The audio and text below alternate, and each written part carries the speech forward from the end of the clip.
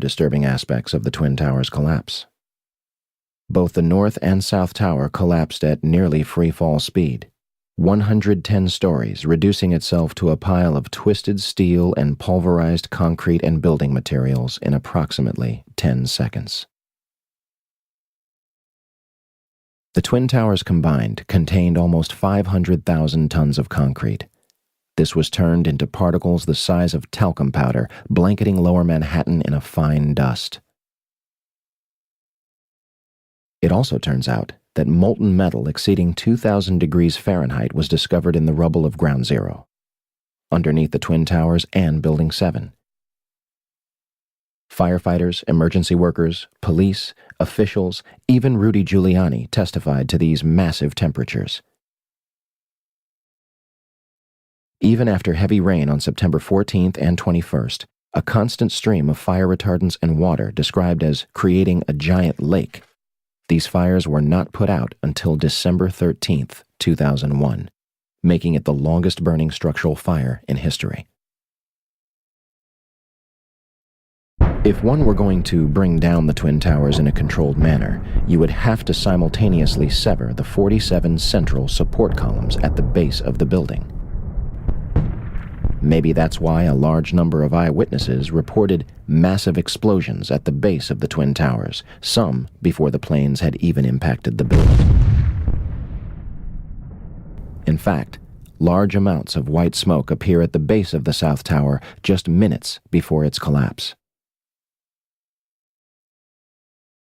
Do you still think that jet fuel brought down the Twin Towers?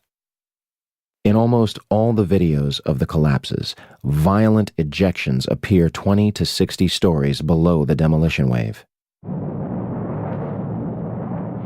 Here,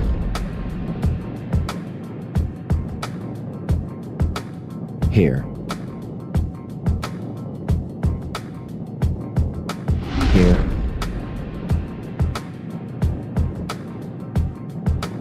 here,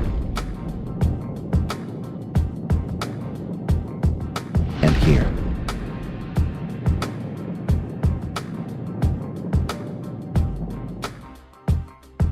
I know what you're thinking.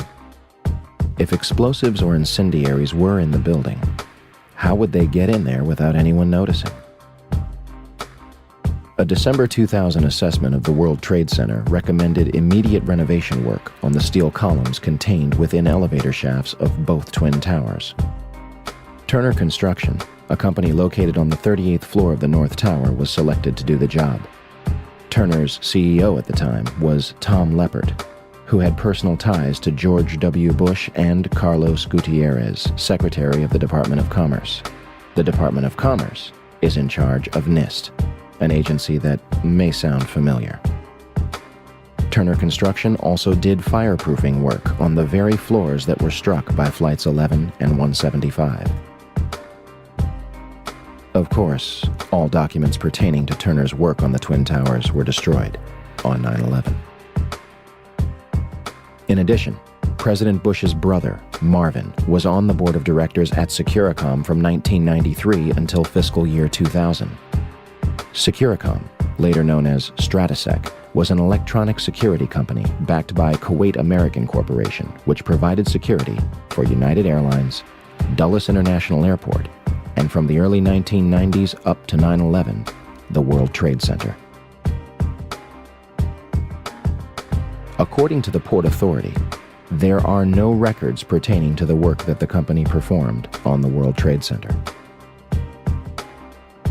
So, a company with ties to the government agency that eventually investigated the collapse was responsible for doing renovation work inside the Twin Towers, and the building's security was run by a company with family ties to President Bush. And we have no records to prove what they did inside the buildings. Nothing suspicious there. I often get asked, well, how did they use this nanothermite in the buildings? It's as if there are people just trying to cast doubt, as if you can't explain everything, you have nothing. That's, of course, absurd. We have found explosive, unexploded, but explosive material in the dust. Now the next step is to find out who did it. So in other words, we've done the forensic CSI style science. Now we need the criminal investigation to go along with that, to find out who could have made this stuff, first of all, and then who did make it. And then from there we can find out who ordered it being made and why. If only we could have examined the steel from the World Trade Center. Unfortunately, the debris was almost immediately shipped overseas, being sold to the lowest bidder. This is destruction and removal of evidence from a crime scene. Family members and engineers were outraged at the decision and demanded that the steel be preserved for investigation. Bill Manning of Fire Engineering magazine publicly labeled the cleanup at Ground Zero a half-baked farce. Yet the operation continued until the site was officially clear on May 30th, 2002. Regardless of how it was done or who was responsible, what happened to the Twin Towers seems obvious enough. They were brought down in a highly engineered, unconventional, controlled demolition. It was a psychological attack on the American people, and it was pulled off with military precision.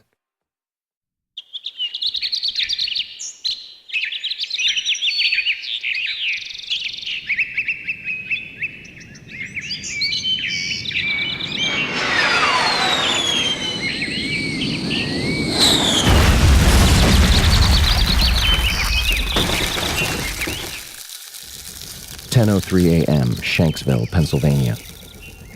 United Airlines Flight 93 allegedly crashes into an abandoned strip mine at 580 miles per hour, 20 minutes flying time from Washington, D.C. Speculation ran rampant that the plane had been shot down. First, the story was that passengers overtook the plane and sacrificed themselves to prevent further casualties. The 9/11 Commission eventually concluded that hijacker Ziad Jarrah crashed the plane into the ground. They also claim that the military did not know about Flight 93 until 10:07 a.m., 4 minutes after it had allegedly crashed. So, what trace was left of Flight 93? Yeah, we want to take our viewers live to Shanksville, Pennsylvania. Our Brian Cabell is standing by. This, of course, is the site where United Airlines Flight 93 crashed on its way from Newark to San Francisco, crashed on Tuesday. And I understand in this investigation there's some breaking news. Brian, what can you tell us? Well, Darren, in the last hour or so, the FBI and the state police here have confirmed that they have cordoned off a second area about 6 to 8 miles away from the crater here where this plane went down. This is apparently another debris site, which raises a number of questions. Why would debris from the plane, and they identified it specifically as being from this plane, why would debris be located 6 miles away? Could it have blown that far away? Seems highly unlikely. Almost all the debris found at this site is within 100 yards, 200 yards away. So it raises some questions. We don't want to over-speculate, of course. It seems to me from covering a number of plane crashes on the scene that, if nothing else, you can say this is not typical for a plane crash to be spread across an area this large. It certainly doesn't make sense because most of the debris has been found in a very compact area within 100 yards, 200 yards, maybe a little beyond that. And then all of a sudden they're telling us 6 miles away they have another concentration of debris. They say it's very small pieces. Most of these are very small pieces. Most of the pieces here are no bigger than the size of a briefcase, they say, and the pieces 6 miles away, maybe even smaller than that. As for the crash site itself, from the Somerset County coroner to the mayor of Shanksville, almost every eyewitness would remark how little of the plane and its passengers remained at the actual crash site. We have rescue vehicles that came in earlier in the day and they have turned up nothing. No one believed to be alive from this crash within the last hour. I want to get quickly to Chris Kanicki. He's a photographer with the Pittsburgh affiliate of Fox affiliate. He was back there just a couple of minutes ago. And Chris, I've seen the pictures. It looks like there's nothing there except for a hole in the ground. Basically, that's right. The only thing you could see from where we were was a big gouge in the earth and some broken trees. We could see some people walking around in the area, but from where we could see, there wasn't much left. Any large pieces of debris at all? No, there was nothing that you could distinguish that a plane had crashed there. Smoke, fire? Nothing. It was absolutely quiet. It was actually very quiet. just a couple of people walking around. They look like part of the NTSB crew walking